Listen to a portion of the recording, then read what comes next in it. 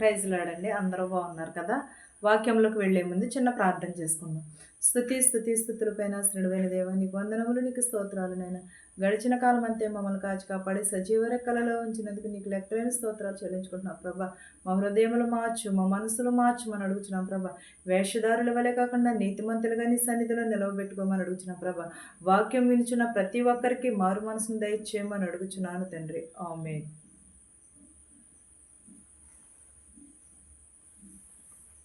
మనకి రక్షణ కావాలంటే అది ఎక్కడ దొరుకుతుందండి? అది ఒక్క యేసుక్రీస్తు వారి దగ్గర మాత్రమే దొరుకుతుంది. ఈ లోకంలో అన్నిటికంటే విలువైనది ఏమిటంటే రక్షణ.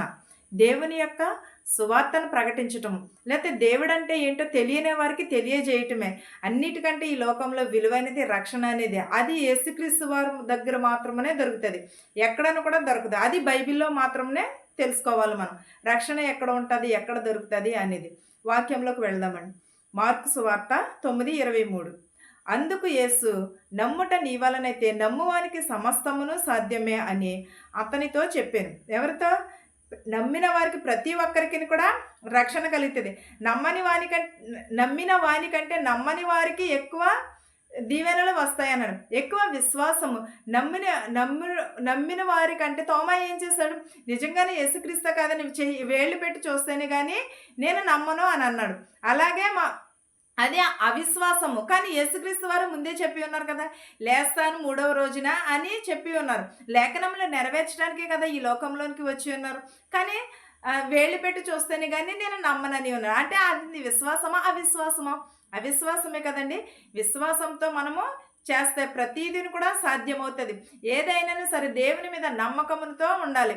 ప్రతి ఒక్క నమ్మువానికి సమస్తమును సాధ్యమని చెప్పుచున్నాడు అని నమ్ముచున్నాను. కానీ అపనమ్మకముగా ఉంటున్నామా, లేకపోతే ఎలా ఉంటున్నాం? మనం దేవుని నమ్ముచున్నాము నిజమే, కానీ అది దేవుని ఎలా నమ్ముచున్నాం? మనం దేవుని ఎలా నమ్మాలి? ఆత్మవిశ్వాసంతోటిని సహనముతోను దేవుని మీద నమ్మకమును ఉంచుకోవాలి. మనం ఎప్పుడు కూడా భయముతోని వినయముతోని దేవుని ఆరాధించాలి. అంతేగాని ఏమన్నాడు సామెతలు 31:30లోని, యెహోవా యందు భయభక్తులు కలిగిన స్త్రీ కొనియాడబడునని.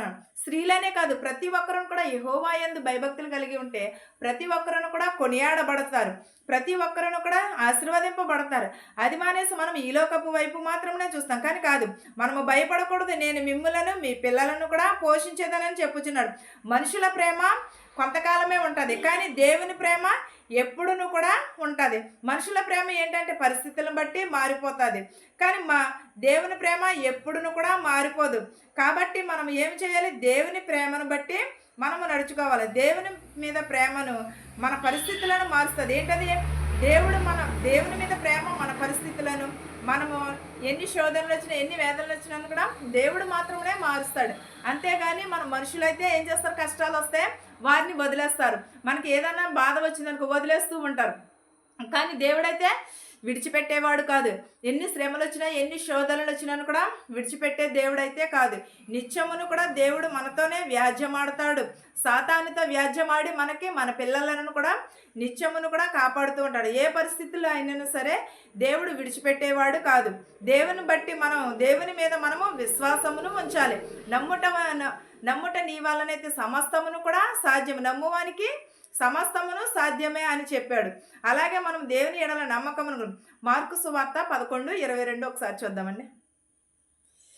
అందుకు యేసు వారితో ఇట్లనెను, మీరు దేవుని యందు విశ్వాసముంచుడి. ఎవరి యందు విశ్వాసం ఉంచాలండి? దేవుని యందు విశ్వాసం ఉంచాలి. దేవుని యందు విశ్వాసం ఉంచి దేవుడు మన పట్ల ఎన్నో గొప్ప కార్యములు చేయబోచున్నాడు. అవి ఏమిటనేది మనం తెలుసుకోవాలి. అంతేగాని దేవుడు మనలను విడిచిపెట్టేవాడు మాత్రమును కాదు. మన ఎడల దేవుడు పెద్ద ప్రణాళికను కలిగి ఉన్నాడు. తగిన సమయమునందు నన్ను కూడా హెచ్చించబోతున్నాడు. కానీ ఓపికతో మనము ఎదురు చూడాలి, విశ్వాసంతో మనము ఎదురు చూడాలి. మనం దేవుని మీద నమ్మకముతో మనము ఎదురు చూడాలి. విశ్వాసముతో ముందుకు మనము వెళ్ళాలి. ఎందుకంటే దేవుడు సమస్తమును కూడా చూచుచున్నవాడు. ప్రయాసపడి భారము మోసుకున్న సమస్త జనులారా నా యొద్దకు రండి, మీకు విశ్రాంతిని కలుగజేస్తానని చెప్పుచున్నాడు. మనము విశ్వాసంతో ముందుకు వెళ్ళాలి. విశ్వాసంతో మనము ఎదురు చూడాలి. మనము నిరీక్షణ కలిగి మనము ఎదురు చూడాలి. అంతేగాని విశ్వాసం లేకుండా మనము ఏది కూడా చేయలేం. విశ్వాసించి రక్షింపబడును. నిరీక్షణ కలిగితే మనకి ఎదురు చూడాలి, మనము రక్షణ కలుగుతుంది. ఆదికాండము 39:5 చూద్దామండి. యెహోవా ఆశీర్వాదము ఇంటిలోనేమి పొలములోనేమి అతనికి కలిగిన సమస్తమును మీదను ఉండేను. ఎలా అండి? యెహోవా ఆశీర్వాదమును ఇంటిలోనేమి పొలములోనేమి అతనికి కలిగిన అంత సమస్తమును మీదను కూడా ఆశీర్వాదం ఉండను.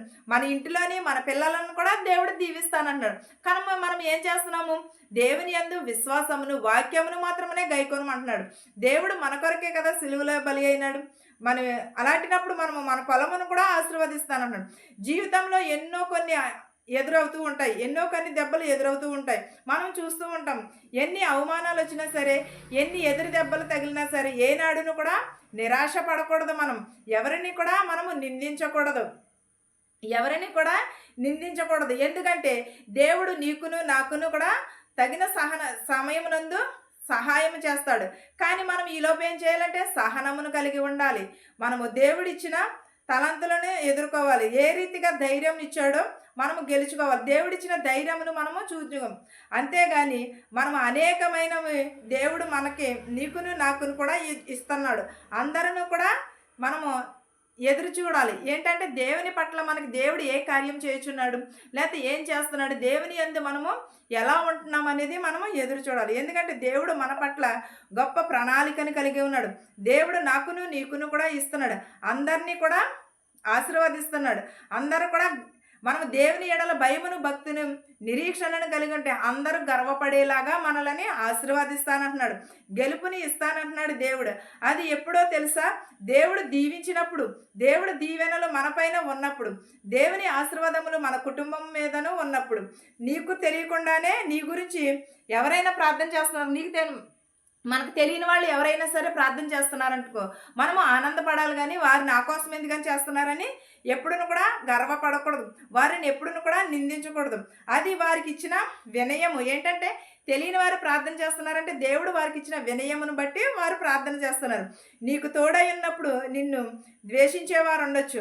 మనుషులను బట్టి నువ్వు బాధపడకూడదు. ఎప్పుడును కూడా మనుషులను బట్టి మనము బాధపడకూడదు. కానీ దేవుడు సమస్తమును చూచుచున్నవాడు, సమస్తమును కూడా ఎరిగినవాడు. మనం ఈ వాక్యమును మీకును మాకును మనందరికీ కూడా తోడై ఉండును గాక. ప్రార్థించుకుందామండి. స్తుతుల పైన ఆస్తుడమైన దేవా, నీకు వందనములు, నీకు స్తోత్రాలు నాయన. మా శత్రువుల్ని మిత్రువుల్ని దీవించమని అడుగుచున్నాం ప్రభా. ధనికులనేమి భేదాలనేమి దీవించమని అడుగుచున్నాం ప్రభా. ఈ చుట్టుప్రక్కల ఉన్న ప్రతి ఒక్కరిని దీవించమని అడుగుచున్నాం ప్రభా. ఆయన ప్రభా హాస్పిటల్లో ఉన్నారు నేను ప్రభా, వారిని స్వస్థపరచు నాయన ప్రభా, వారిని బాగు చేయమని అడుగుచున్నాను ప్రభా. నేను రిపోర్ట్లన్నీ మంచిగా వచ్చేటకు సహాయం చేయమని అడుగుచున్నాను నాయన ప్రభా. ప్రభా పిల్లలేని వారికి పిల్లలు దయచేయమని అడుగుచున్నాం ప్రభా. గర్భఫలములు దయచేయమని అడుగుచున్నాం ప్రభా. గర్భిణీ స్త్రీలకు సిలువైన కానుక దయచేయమని అడుగుచున్నాం ప్రభా. బాలింతలను దీవించమని అడుగుచున్నాను నాయన ప్రభా. ప్రతి ఒక్కరి కుటుంబంలో శాంతిని సమాధానముని దయచేయమని అడుగుచున్నాను నాయన ప్రభా. ప్రతి ఒక్కరికి మారు మనసు దయచేయమని అడుగుచున్నాం ప్రభా. ప్రతి ఒక్కరికి విరిగి నలిగిన హృదయముని దయచేయమని అడుగుచున్నాం ప్రభా. ఎవరెవరైతే ఏ చేతి పనులైతే చేయుచున్నారో ప్రభా, వారి చేతి పనులను దీవించి ఆశీర్వదించమని అడుగుచున్నాను నాయన ప్రభా.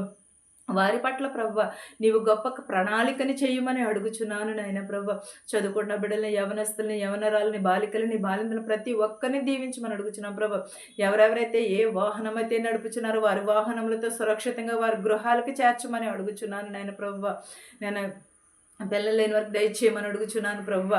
మా శత్రువుల్ని మిత్రువుని దీవించమని అడుగుచున్నాం ప్రభా.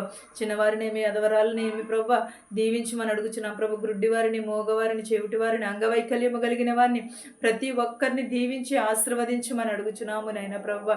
నీ సువార్తలో ప్రభా పరిచర్య చేసిన వారందరినీ కూడా దీవించమని ఆశీర్వదించమని అడుగుచున్నాం ప్రభా. ఈ చుట్టూ నీ పరిశుద్ధమైన దేవదూతల కావలా ఉంచమని అడుగుచున్నాము నాయన ప్రభా. మా దేశము చుట్టూ, మా గ్రామము చుట్టూ ప్రభా నీ కంచి వేయమని అడుగుచున్నాము నాయన ప్రభా. ప్రతి ఒక్కరి హృదయములు మార్చు నాయన ప్రభా. నీ రాకడ కొరకు మేము సిద్ధపాటును కలిగి జీవించే భాగ్యమును దయచేయమని అడుగుచున్నాను తండ్రి. ఆమేన్. పరలోకమందున్న మా తండ్రి, నీ నామము పరిశుద్ధపరచబడును గాక, నీ రాజ్యం వచ్చును గాక, నీ చిత్తము పరలోకమందు భువ్యందు నెరవేరినట్లును మా అనుదిన ఆహారము నేడు మాకు దయచేయము. మా రుణస్థులను మేము క్షమించిన ప్రకారము మా రుణములను క్షమించుము. దుష్టు నుండి శోధన నుండి తప్పించుము. రాజ్యమును శక్తియు మహిమయు నిరంతరము నీవై ఉన్నావు మా తండ్రి. ఆమేన్. ఆమేన్. అందరికీ వందనాలండి.